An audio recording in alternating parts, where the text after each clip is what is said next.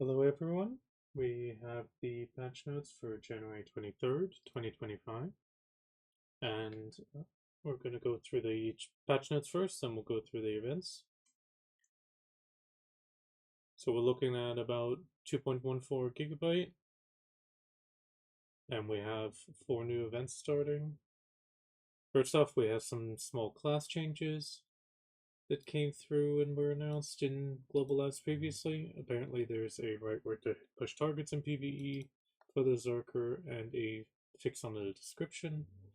There's also a fix in a description for Succession Guardian, and they fixed an issue where a BSR skill wouldn't trigger the all AP and all DP buff.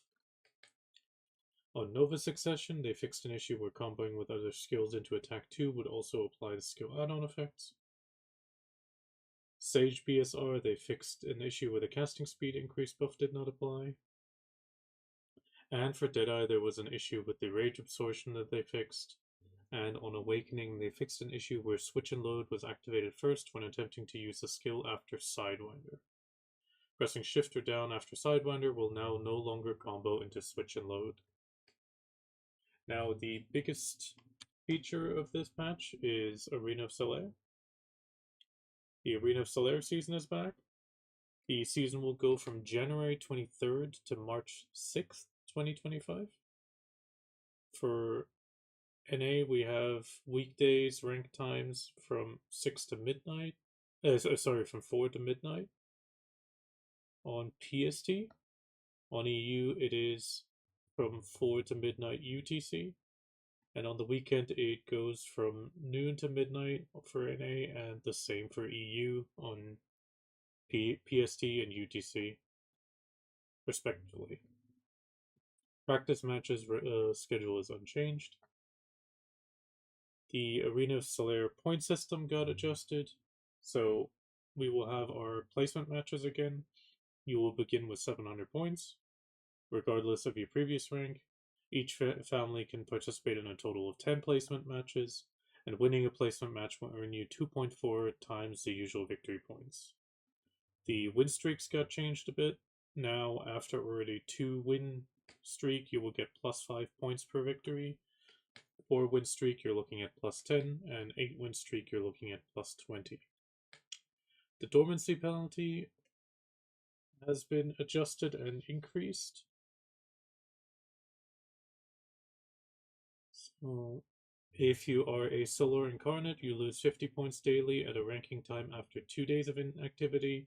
At Radiant Spear, you lose 40 points a day. At Twilight Spear, you lose 30 points every 2 days after 3 days of inactivity. So, that is pretty much the basic principle. We have new battlefields. One of the new battlefields is effectively a small cutout from Bogasol. Then we have Godu Village, south of Seoul, which just goes across a few fields. There is a bit of height difference between some of the fields, but it seems quite flat. And then we got, we call it Rotation 6 at Tumgrad, which is the northernmost rotation. There's a small excerpt with the cliffside being added. The river cliffside has a block, so nobody should be falling into the water. The existing battlefields that remained are the Olin's Valley, Gaifin Razia Temple, and the Reeds Plateau. The rewards got adjusted. You will get 100 million and 50 seals of Solare for victory. If you lose, it'll be 60 million and 30 seals.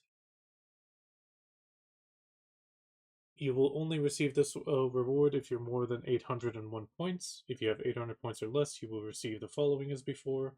So if you have less than 800 points, you're looking at 30 seals of Solare per victory and 15 per defeat. Sturdy Forest Thread and the item collection scrolls got increased from the weekly exchange limit from 1 to 3. And there is some general Arena of Solare system changes. So we have the changes of the max HP has been moved from 2,000 to 10,000, so 8,000 higher. The effects from the elements that appear around the arena have been increased, so the heal has been pushed from 3 to 5k. The DP is 30 DP upon breaking. The AP is 30 AP upon breaking. And the Wind Song is a durability reduction of minus 60.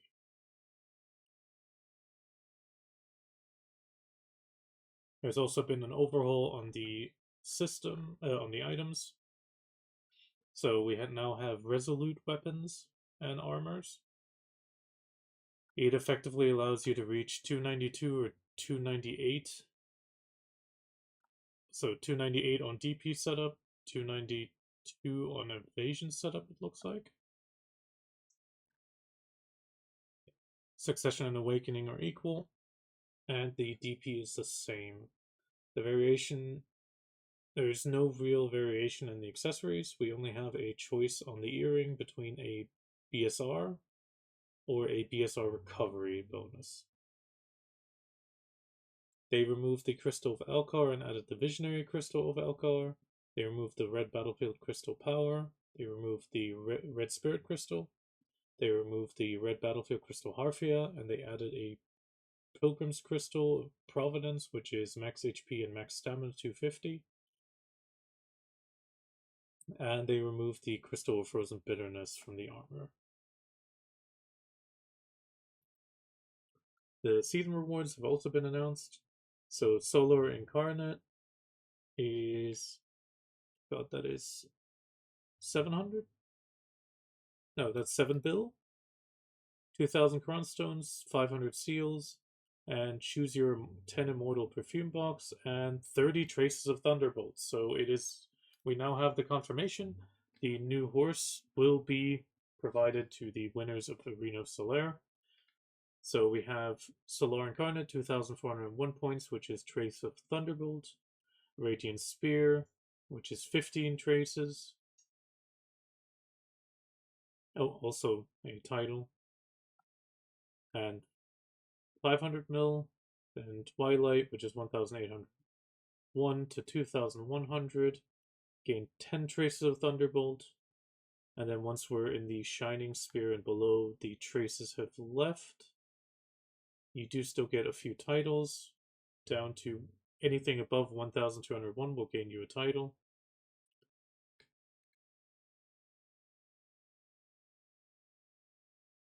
And even if we don't participate in the AoS at all, generally 401 to 800 points, you should still see a little bit of gold bars and 250 seals. So even the lowest ranks are going to receive a bonus.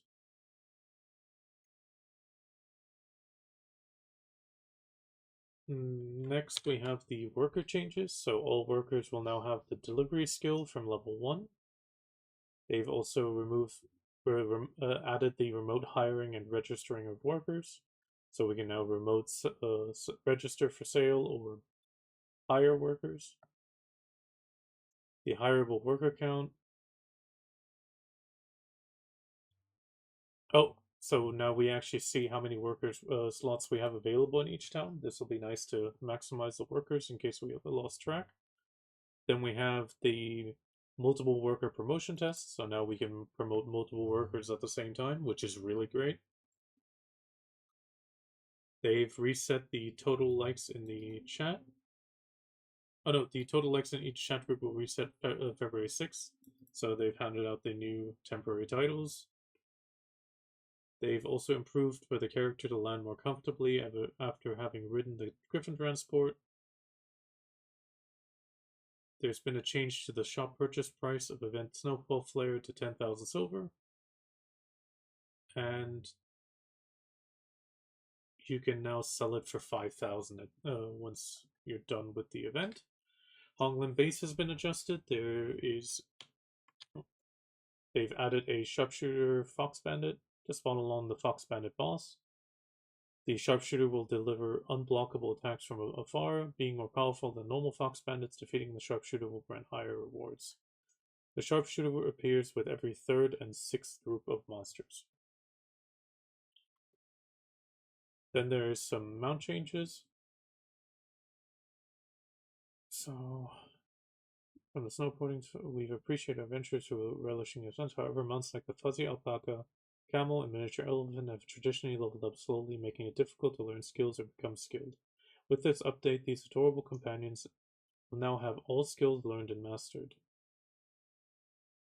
So there's been a massive change to the alpaca, light brown camel, which is from a quest, the deep brown camel, which is for Imperial delivery tokens, the miniature elephant, the Jerome, Charos, and Velia donkey. They will all now have their full skills unlocked. And it seems, yeah, it has been updated retroactively, so if you own a fuzzy alpaca with only some skills learned, it will now have all 7 skills. That is actually quite nice. I might actually pull my lovely camel out. I was going to recently plan to re-level it. There's also a tiny blurb about the Imperial Steed. So they have confirmed that the training mastery has a partial impact on acquiring Imperial Steeds during horse breeding. With the recent introduction of Prion accessories, they aim to make a change to training. So there will be a change on February 6th, where it will increase the maximum acquisition cap on the Imperial Steed. They've also updated the quest for the bag expansions. So now it should be giving you a knowledge entry on the quest, and once you've learned the specific knowledge entry, you'll be able to complete the quest on other characters via just the chat function. That will make it very fast to complete. They've removed the Dregan main quest requirements from the acceptance conditions for preceding quests. The Lying Father for the inventory expansion, and I Want to Be Like Father. They've added quest for adventurers enjoying snowboarding in the Snowfall Crasher. They changed the sack next to the otter to be available for interactions even when the quest is not in progress. They've added a method to for bait delivery to the description, the Hooked on Delivery quest. They've placed the box used in the Event Weekly Frosty Aid Run quest as a visible object, and they fixed an issue where player actions were not displayed when interacting with the box. There is small changes to the NPC background and sound section. They've improved the navigation from Valencia City to nearby islands in Harkoven. More animals have gathered to the Snowfall Crasher area. They've added more ornaments to the Crasher area. And they changed the location of the shop NPC Bolmora at the Snowfall Crasher to be a more accessible position. We also have UI changes. We can now filter the quests, so they've added a search feature to the quests. If multiple quests are found in search results, press the enter key again to move to the next search result. You can now, the hide empty groups function and the in progress tab is now represented by an icon, and the type and region buttons have been changed to a drop-down list format. There is now also a total value of fish function. So they added a function that calculates and provides the total value of owned fish in fish tanks. So this counts for all types of fish tanks, the 50, the bought one, and the combined one. There's a total value of fish inside tank, and there's a total value of fish outside of tank. So it gives 2 values if you have some fish outside of the tank. The fish value is the original price and the remaining price guarantee period. And the minimum guarantee price is set at 30% of the original. They've also implemented the autosave content on the notepad, so it is, if you now close it, it will at least save what you've written. They've improved the product purchase window to display the contents of packages. And the horse details menu has been added to the life tab in the menu. There's no changes to translations, and otherwise there is a whole collection of fixed issues. Let me go through this. There's a teleported object, engage at fishing. These are always small bug fixes. They improve description of honor of Calphion knowledge. More fixes.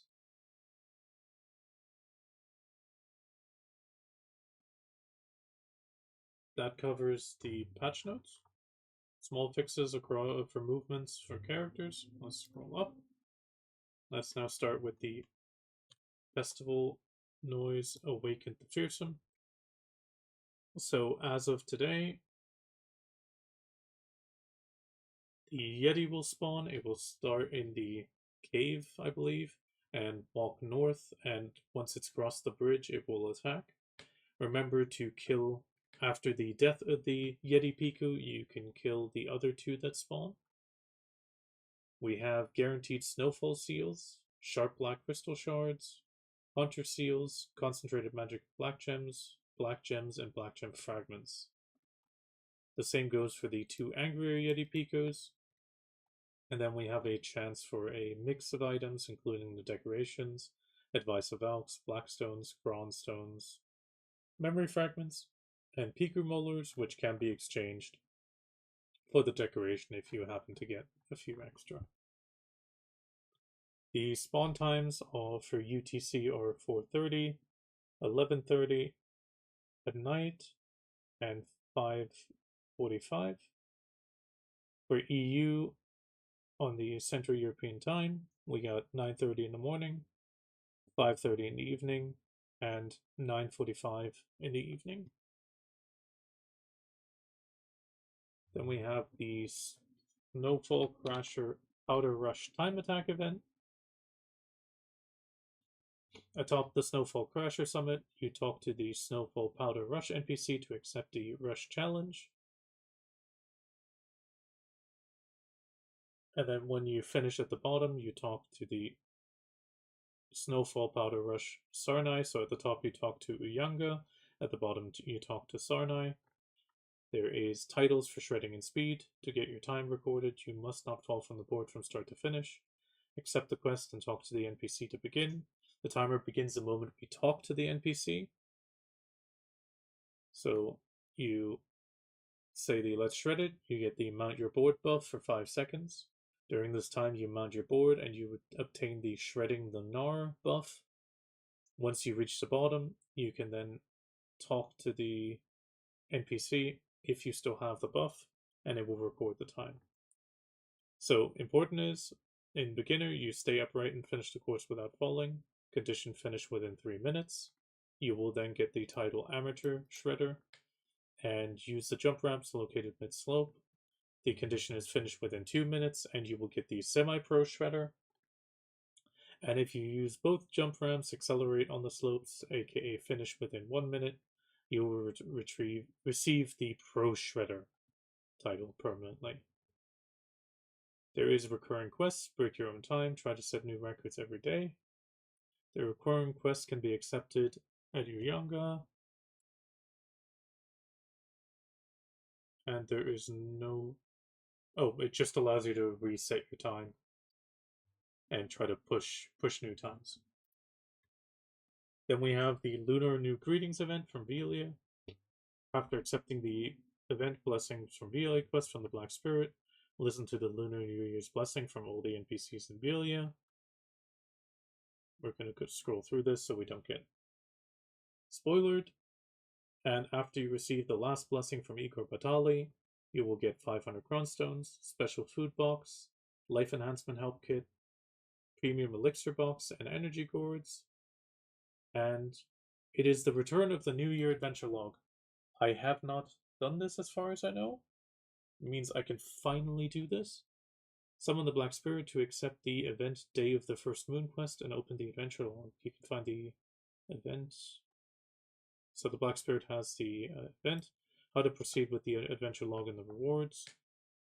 So first we'll talk to the Black Spirit and get some Cronstones. Then we greet the Velia villagers. We get memory fragments. This is how I grow when you're older. She showed the journal to the David Finto. 100 wheat flour and bird meat or chicken meat. And we get a Korean reward. Chapter 4, find the adventurer NPC in Velia and complete the quiz quest. Talk to the NPC villager in Heidel for some more Cronstones. And then we have complete all adventure logs from chapter 1 to 5 and then talk to the Black Spirit and we get a gold bar box. Then we have the event get the most popular rewards, the daily special and special passes returning. So we have the special pass, daily special pass for 3,500 pearls.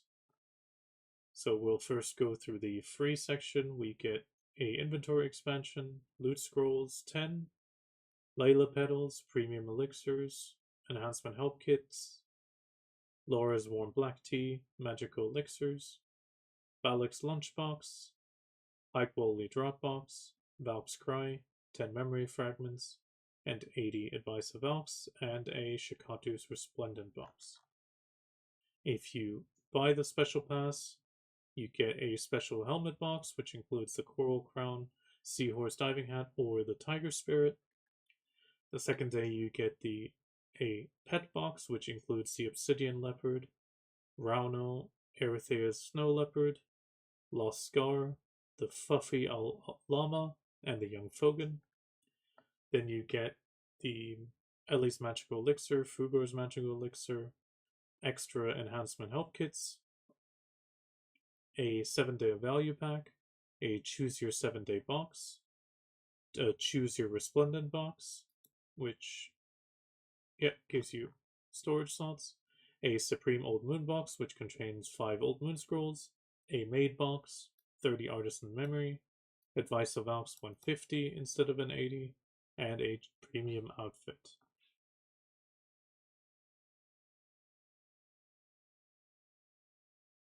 Then we have the Pearl Shop update. First off, we have a New Year's Pearl Box, which is a 10,000 A coin for 10,000 pearls, with the usual bonus of 1,500, but it adds a 30-day value pack with a 1 purchase per family. Then we have the Winter Special Box still with the Grandpa Kron's fishing rod. Then we have the Deadeye Choose Your Outfit pack still. BD9 for Deadeye. The Tiger Emissary, Payback, New Year Hangbook, Cozy Snowflower Hat, Canapé, Venia, Splat, the Dum Da Dum, the fish swimming outfit and / fishing outfit, the Pavilla, Venasil, Agris. Dosa gets the New Year Hangbook. Then we have a Advanced Master Pack, which includes a selection. Oh, it is actually instead of reduced by 60% from 20,900 pearls to 8,360. It gives you a premium outfit, 30-day value pack, 16 inventory slots, 250 weight, a choose your pet box rare twice, 3 maids, and the Naftar campsite. You also get some extra bonus items, beginner's 4-leaf clover, 20 loot scrolls, and Elian's blessings. To be honest, this is a nice box for people just starting out. 1 purchase for family. Then there's a choose your morning outfit box, ultra premium pack, radiant premium pack, choose your maid packs, 90 days of blessing, value pack with a 30 plus 20. Same for Camasylvia and Old Moon. Further, there is 20% off the Naftar campsite itself and 20% off weight and inventory. And that includes the patch notes for January 23rd, 2025. And hopefully I will catch you in one of my streams at some point. Thank you very much.